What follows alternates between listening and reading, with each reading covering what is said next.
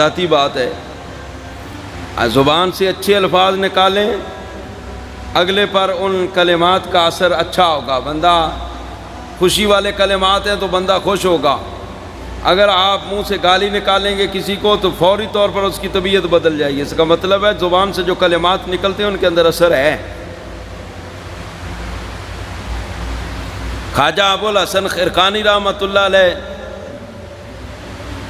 آپ اسی موضوع پر گفتگو کر رہے تھے کہ الفاظ میں بھی تاثیر ہے۔ بیان کرتے کرتے آپ اس بات پر پہنچے کہ اللہ کے نام کے اندر بھی اثر ہے۔ جو بندہ اللہ کے نام کی مالا جپتا ہے، اللہ کے نام کا ذکر کرتا ہے، تو اللہ کے نام کی برکات سے بندے کو حصہ ملتا ہے، بندے کو فائدہ ہوتا ہے۔ جو بندہ اللہ کے نام کا ذاکر ہوتا ہے، اللہ پاک اس کا دل